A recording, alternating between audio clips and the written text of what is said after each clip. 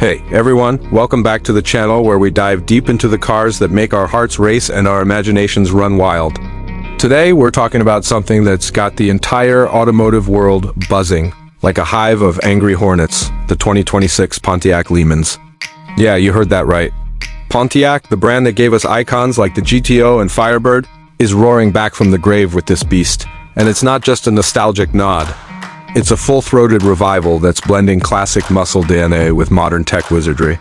Imagine the spirit of the 60s LeMans, that sleek intermediate that birthed the muscle car era, fused with today's engineering smarts. I've spent hours poring over the specs, watching the reveal footage, and even chatting with insiders who got a sneak peek at prototypes. This isn't some half-baked concept. It's hitting roads in 2026, and if you're a gearhead with a soft spot for American iron, buckle up because this review is going to take you on a ride through every curve, grunt, and gadget. Stick around till the end for my honest take on whether this is the comeback king or just a pretty face with horsepower envy. Let's roll, starting things off with the exterior. Because first impressions are everything, and man, does the 2026 LeMans deliver a visual gut punch that screams Pontiac heritage without feeling like a dusty museum piece. Picture this, you're approaching from a distance, and the silhouette hits you long hood, short deck, that perfect proportions of a pony car that's ready to pounce. But up close, the front end is where the magic really ignites. The grille is this massive, chrome-trimmed maw that's split into a dual-scoop design, echoing the 69 LeMans but supersized for the 21st century, with LED accents that pulse like they're breathing fire. Flanking it are quad headlights, slim and aggressive, using adaptive matrix LEDs that adjust to traffic or your mood, want them to glow amber for that retro vibe. There's an app for that. The hood? Oh, it's not just flat. It's got functional heat extractors that pop up under hard acceleration, venting hot air while adding drama, and their carbon fiber accents on higher trims to keep weight down. Bumpers are sculpted low and wide, with massive air intakes feeding the brakes and engine bay, finished in a glossy black piano paint that's begging for a skid pad test. I love how the designers nodded to the original split grille but made it sleeker. Almost Ferrari-esque in its menace, yet unmistakably American with those bold Pontiac arrows etched into the chrome. It's aggressive without being cartoonish. And in colors like Code Red or Midnight Shadow, it looks like it's been dipped in liquid attitude, now sliding around to the side profile. This is where the LeMans stretches its legs and shows off its athletic build. The wheelbase is stretched to 112 inches for better stability, but the overall length clocks in at just under 193 inches, keeping it nimble for city hunts or canyon carves. Those fenders flare out dramatically over 20-inch staggered wheels, wider rears for that. Planted, stance-wrapped, and sticky Michelin Pilot Sport 5 tires that grip like a bad habit. The sidelines flow uninterrupted from the A-pillar to the C-pillar, with a subtle character line that rises like a wave. Dipping low at the doors for easy entry and peaking at the rear haunches for that muscular haunch look. Door handles are flush-mounted, popping out with a key fob tap, and the mirrors are slim aero housings with blind spot cams embedded. One thing that caught my eye is the side skirts. They're not just cosmetic, they're vented for better airflow to the rear diffs, and on the Sport package, they get illuminated underglow strips that sync to your playlist. Roof options? You can go fixed with a panoramic glass panel that lets in starlight without the wind noise, or opt for the convertible top on the LeMans Sport, which folds in 12 seconds at speeds up to 30 miles per hour, powered by silent electro-hydraulics. From the side, it doesn't look bloated like some modern muscle cars. It's taut, purposeful, like a Sprinter in starting blocks. And those exhaust tips peeking from under the rear? Quad pipes and polished stainless, hinting at the thunder to come. It's a profile that turns heads at stoplights and begs for Instagram tags, flipping to the back. The LeMans seals the deal with a tail that's equal parts functional and ferocious.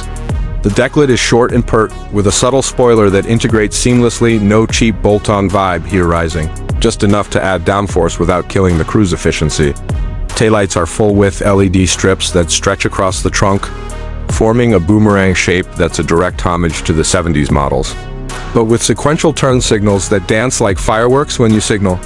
The rear bumper is sculpted with a diffuser that's massive, blacked out on the GT trim, channeling air out from under the car for that planted feel at triple digits. Above it, the emblem gleams, Pontiac's golden arrow, backlit for night drives, sitting proud between the lights. Cargo space.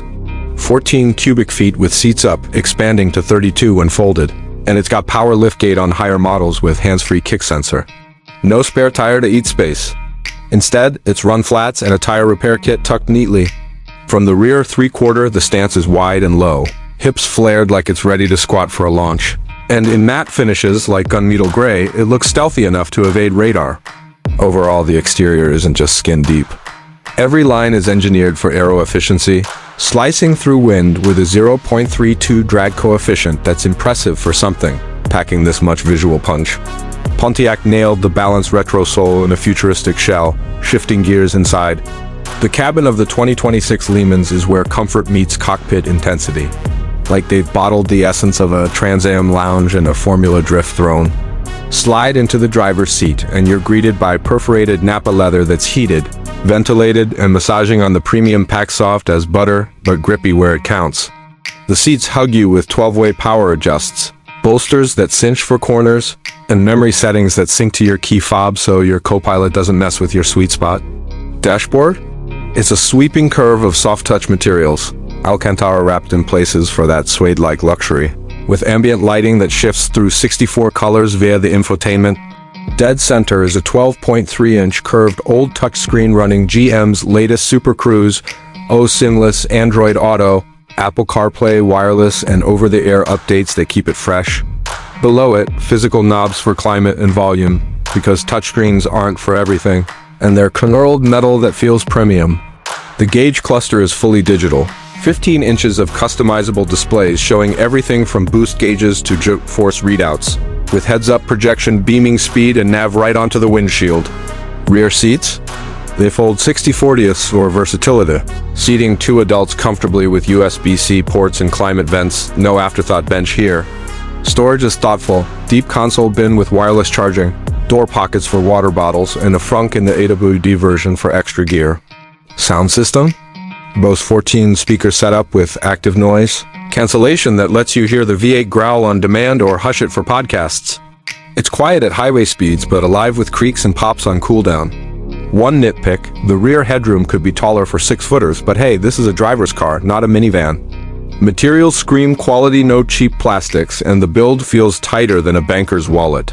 It's an interior that invites long hauls or track days, blending old-school analog joy with new-school connectivity when it comes to performance. The 2026 LeMans doesn't whisper.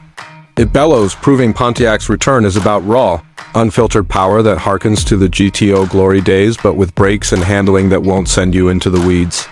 Under that long hood sits a supercharged 6.2-liter LT4 V8, hand-built in Detroit, pumping out 505 horsepower and 551 pound-feet of torque, enough to twist the rear tires into pretzels if you're not careful.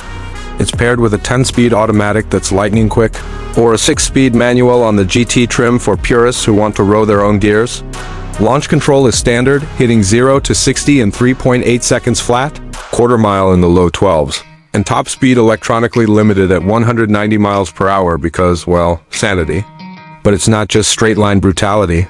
The chassis is a stiffer unibody with hydroformed frame rails, borrowing from the Camaro's bones but tuned softer for daily drivability. Magnetic ride control shocks adjust in milliseconds firm for apexes. Plush for potholes, and the steering is hydraulic assisted for that direct, communicative feel with a fat leather-wrapped wheel that's heated and flat-bottomed. Brakes?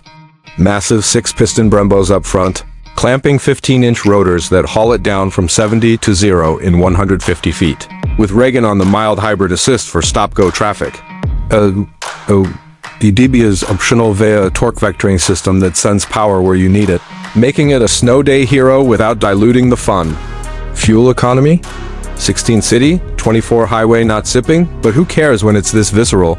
Exhaust is switchable, touring mode for subtlety, sport for snarls, track for banshee wails that echo off overpasses. I simulated a drive based on dyno sheets and the surge mid-range is addictive. Pulling like a freight train from 2000 RPM, it's stable at the limit, with summer tires that carve corners with precision, and stability control that's tunable from nanny to none.